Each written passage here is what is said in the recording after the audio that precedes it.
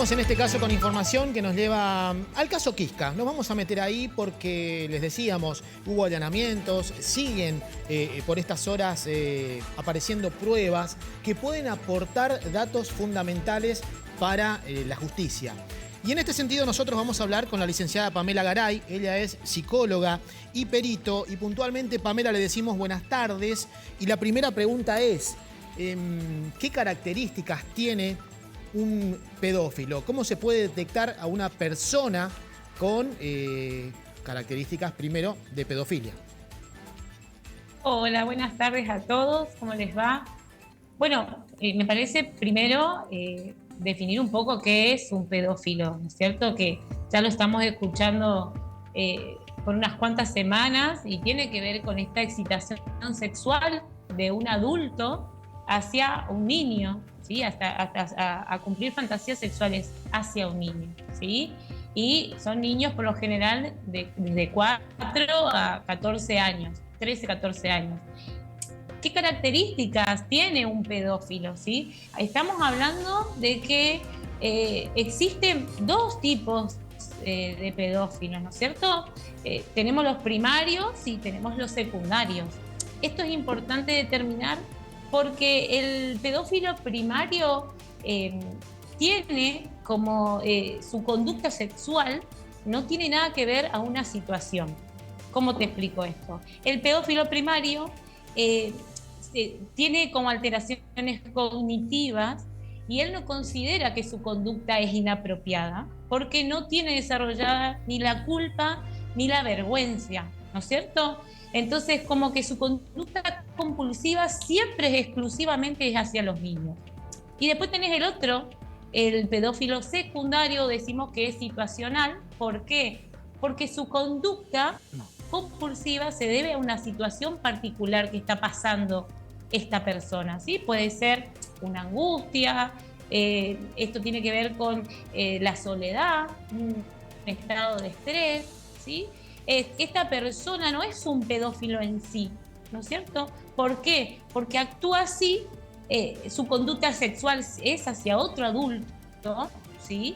Pero se vuelca compulsivamente, en este caso, a los niños porque no se puede vincular, porque hay un problema de vinculación con los otros adultos. Licenciada, que por ahí se da...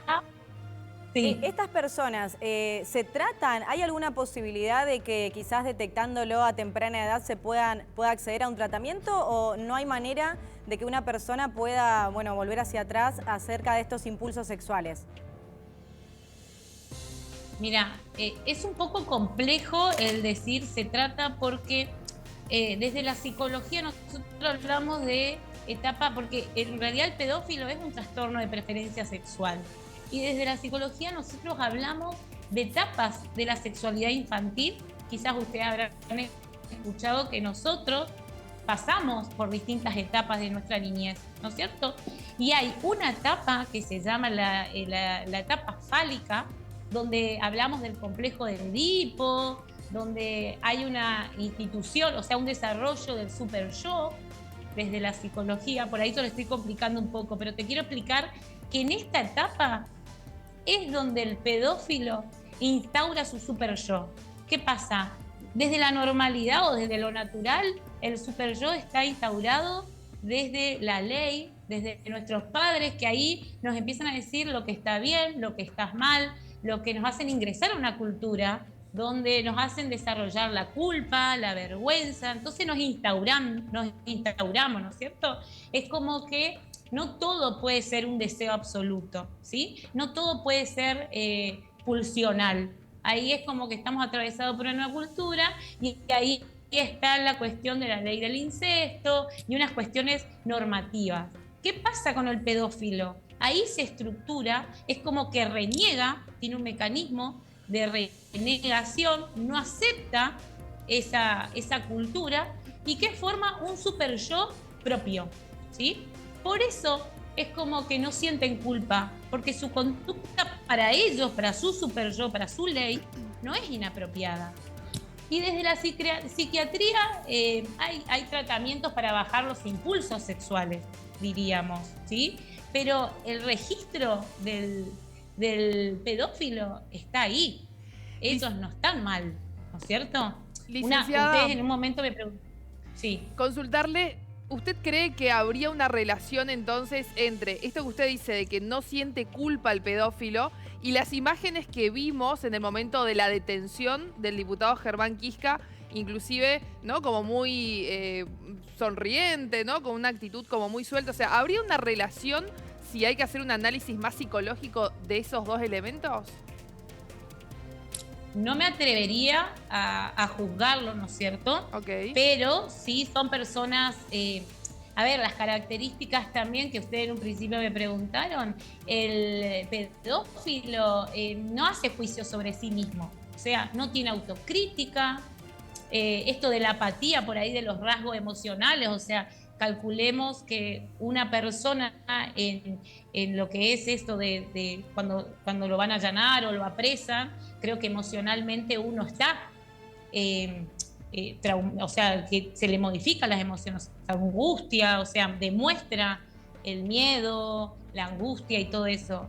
Quien no demuestra es quien no siente, es apático, ¿sí? Claro. Y una de las características también de los pedófilos tiene que ver con esto.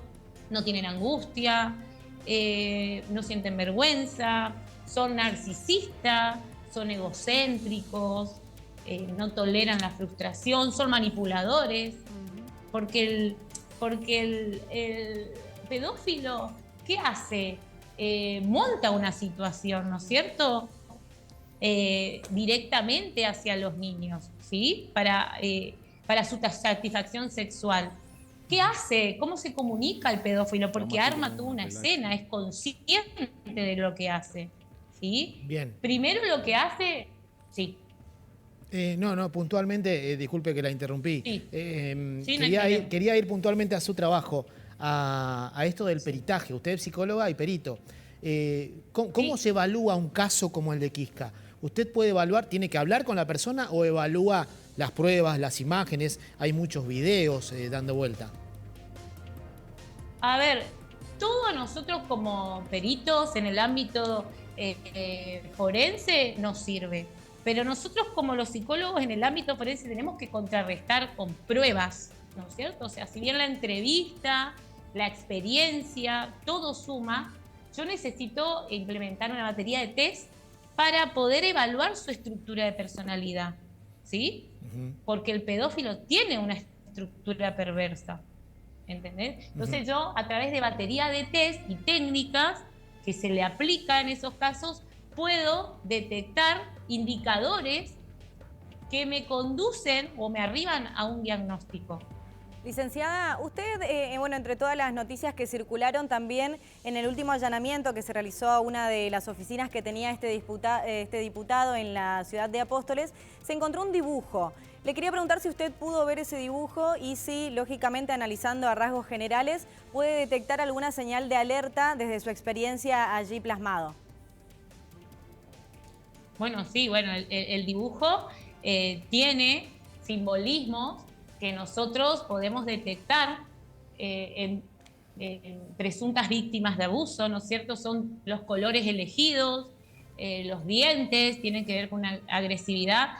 Y vos calculale que siempre, desde la niñez, los chicos son vulnerables. Entonces, fíjate cómo el dibujo es grande, las manos, todo eso tiene que ver con un estado de vulnerabilidad del niño y que está pasando una situación que quizá no la entiende, porque los niños no entienden lo que está sucediendo, ¿no es cierto? Porque siempre es una situación de poder, ¿sí? E incluso el pedófilo no solamente lo objetiviza al niño, lo anula como un sujeto deseante, sino que también es como que le hace cargo, ¿sí? Neutraliza que piense, cómo actúe. Entonces los chicos toman como normal, este adulto me está guiando por acá. Incluso también, esto tiene que ver con la manipulación del pedófilo, ¿sí? Y bueno, y por lo general, mediante su propia ley, que según él es la correcta, ¿viste? Un ejemplo es, todos los padres hacen esto, ¿sí? Claro. Le dejan claro al menor. Licenciada, ¿el pedófilo reincide o se puede recuperar una vez que esté en libertad? Mirá, como en su momento y a grandes rasgos expliqué la salida del complejo de Edipo y la sexualidad de los niños, desde la salida natural todos tenemos un objeto y una meta donde satisfacemos sexualmente, ¿no es cierto? Por lo general vos elegís al sexo opuesto, ¿me entendés? Tu meta es la satisfacción y quizá la fuente tiene que ver con el coito propio. El pedófilo también elige su propia ley, ¿no es cierto? Como recién dijimos, no actúa por la ley cultural, el mundo exterior. Y su objeto son los niños. Y su satisfacción sexual, o sea, el medio es la pornografía infantil. Muchas veces no solamente la pornografía, el ver también a los niños en actividad sexual, también pueden a los chicos persuadirlos para que lo toquen. O sea, él ya eligió cuál es su objeto, su meta y su fuente. Y ese es el lugar donde van a tener su satisfacción sexual, ¿sí? Licenciada, le agradecemos muchísimo por todas las explicaciones clarísimas y por su tiempo. Bueno, por nada y un gusto haberlos conocido.